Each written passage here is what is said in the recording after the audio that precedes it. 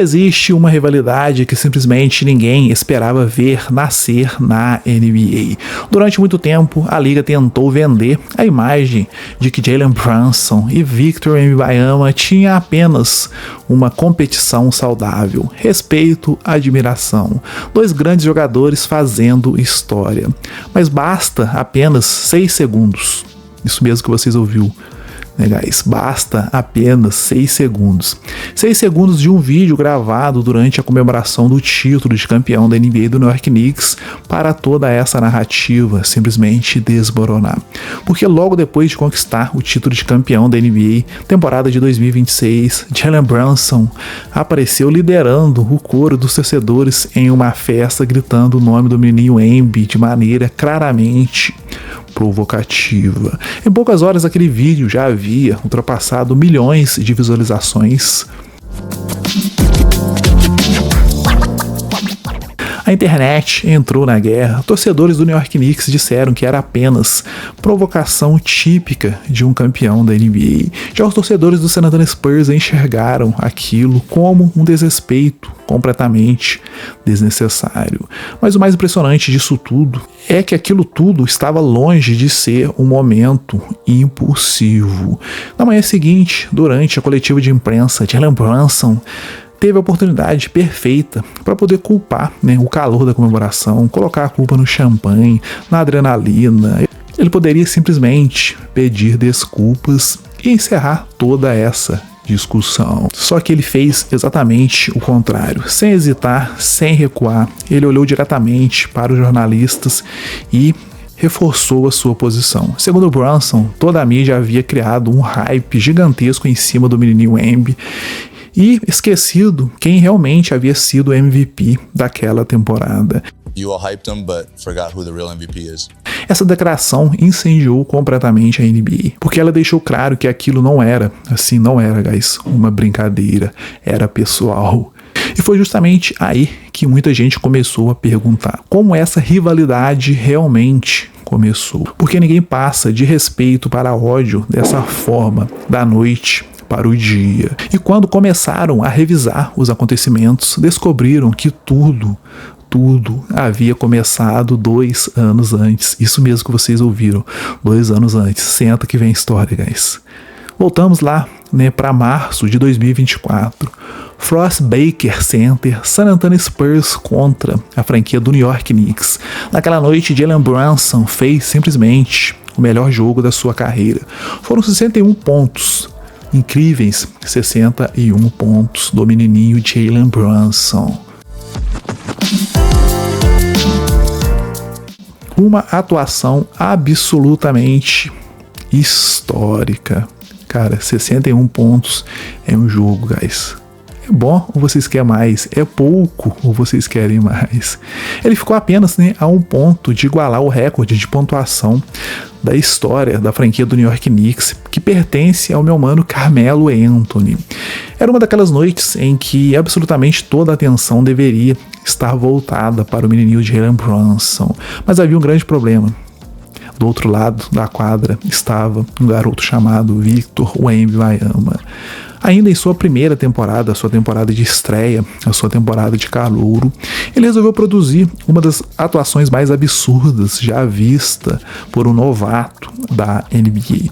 O menininho meteu 40 pontos, pegou 20 rebotes, distribuiu incríveis 7 assistências, além da vitória dos Spurs após a prorrogação. No fim das contas, os dois fizeram história na mesma noite. Só que o verdadeiro problema, né, aconteceu depois do cronômetro zerar, depois de terminar o jogo. Assim que o jogo terminou, o Wemby foi até a bola oficial da partida, pegou a bola, abraçou e em seguida ele simplesmente arremessou a bola para a arquibancada. Isso mesmo que vocês ouviram, né? Ele pegou a bola e simplesmente arremessou a bola para a arquibancada. Na prática, aquilo impediu que o New York Knicks levassem a bola histórica, né, que marcava os 61 pontos da carreira do Jalen Brunson. Para muitos jogadores da NBA, a bola do jogo representa assim, uma lembrança única da carreira. É algo que vai para sua coleção pessoal, né? Para o museu, para a família. Mas Brunson simplesmente perdeu esse momento. A atitude gerou enorme repercussão. No dia seguinte, a NBA multou o menino Wemby em $25 mil. A própria liga entendeu que ele havia ultrapassado um certo limite. Curiosamente, logo depois do jogo, o Wemby tentou amenizar a situação. Na coletiva de imprensa, ele elogiou o Brunson e disse que havia testemunhado um dos maiores desempenhos individuais que já tinha visto. Falou que tinha um enorme respeito pelo armador da franquia do New York Knicks. Para o Wemby, aquilo era apenas competição, nada pessoal, mas para o Jalen Brunson, o estrago já estava feito. I mean, we see, I've never seen so much greatness before.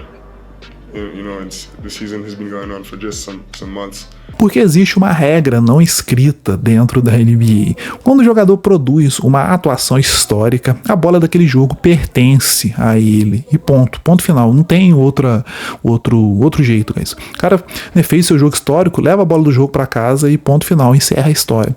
Não importa quem venceu, não importa quem perdeu. E é uma questão simplesmente de respeito. E Brunson interpretou aquele gesto como um enorme desrespeito por parte do menininho Victor Wembanyama. Depois disso, a relação dos dois nunca foi a mesma. Até mesmo Shaq O'Neal comentou o episódio em seu podcast.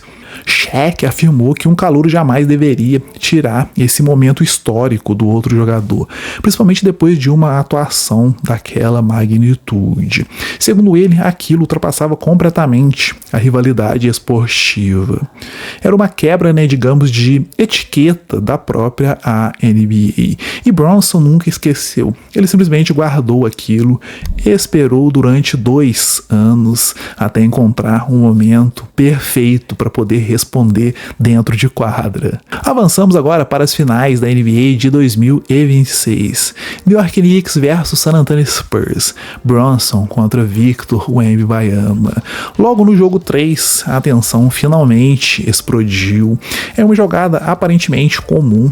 Brunson fazia um bloqueio de perímetro. O Wemby respondeu com um empurrão forte na região da cabeça e do pescoço. Brunson caiu violentamente no chão. E o mais inacreditável disso tudo, o mais inacreditável desse lance, os árbitros simplesmente deixaram o lance passar. Nenhuma falta, nenhuma revisão, nada. Simplesmente nada. Nothing.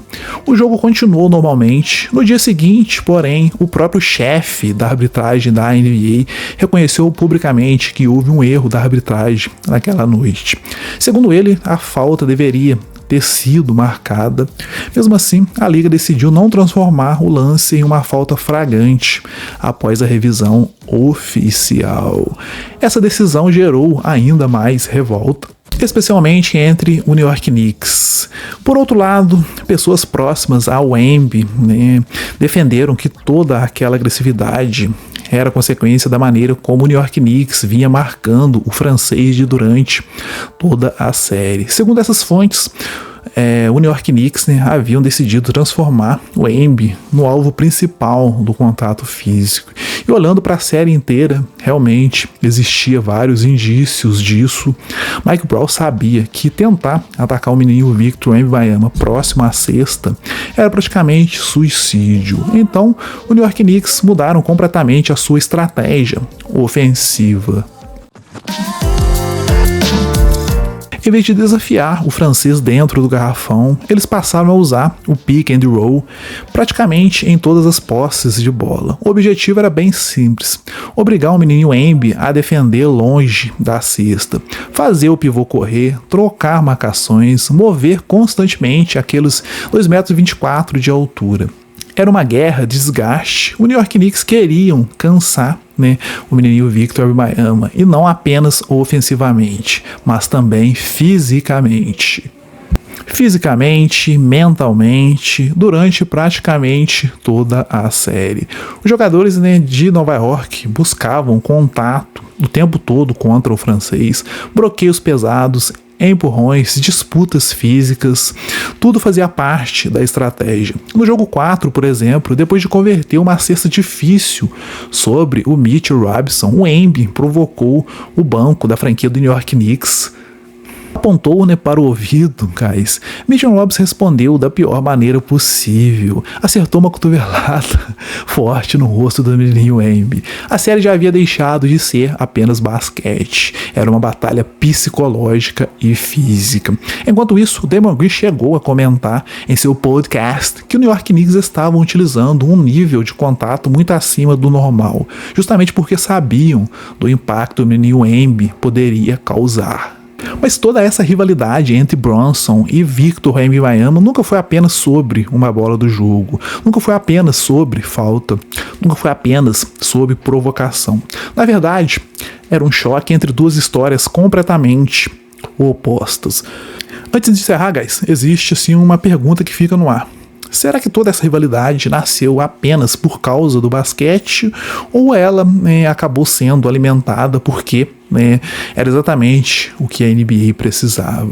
A partir do momento em que aquela série explodiu em audiência, a resposta parece cada vez mais clara.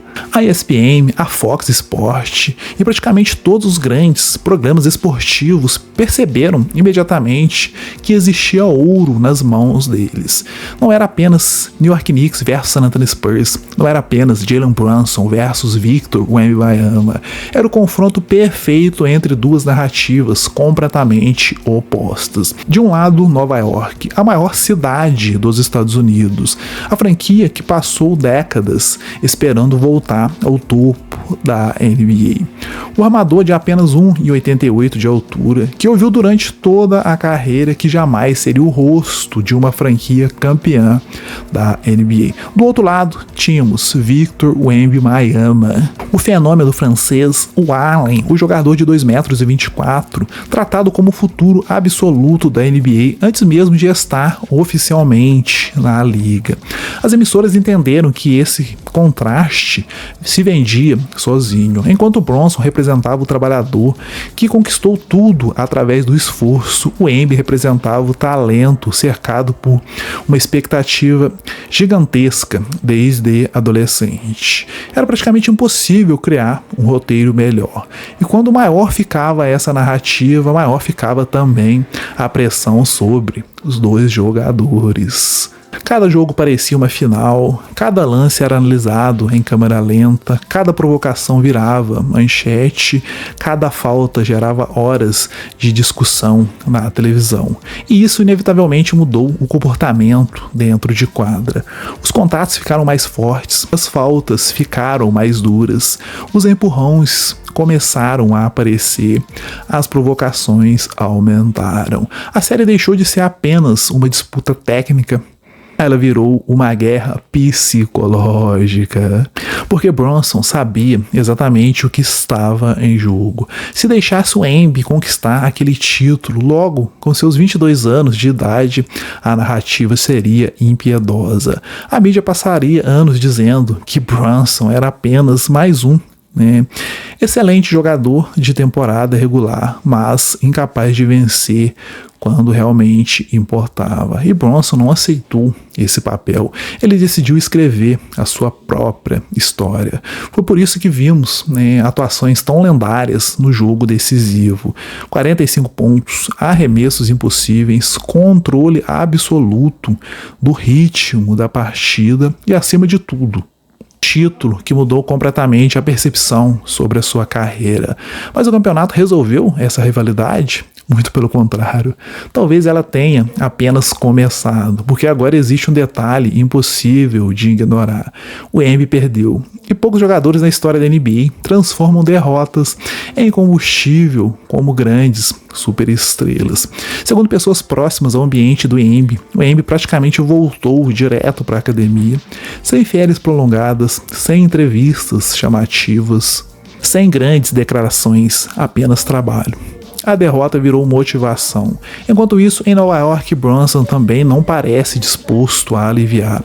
A expectativa é que o New York Knicks reforce ainda mais o elenco com jogadores físicos capazes de suportar uma batalha contra a franquia do San Antonio Spurs, caso esse reencontro aconteça novamente. Porque agora ambos sabem exatamente onde atacar. O New York Knicks entenderam como tirar o Wemby do garrafão. Os Spurs entenderam como explorar as limitações físicas de Bronson. Nenhum dos dois lados vai esquecer isso. Existe um outro, personagem acompanhando tudo isso. E de perto, Adam Silver.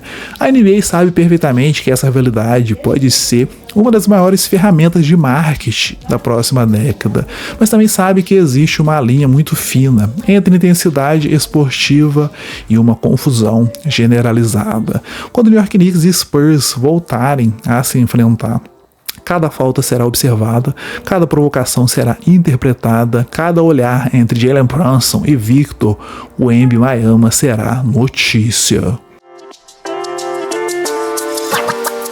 Os árbitros provavelmente entrarão em quadra sob uma pressão absurda para impedir que qualquer lance saia do controle, porque basta um pequeno empurrão, uma provocação, uma falta mais dura para transformar um simples jogo de temporada irregular no assunto mais comentado do esporte mundial.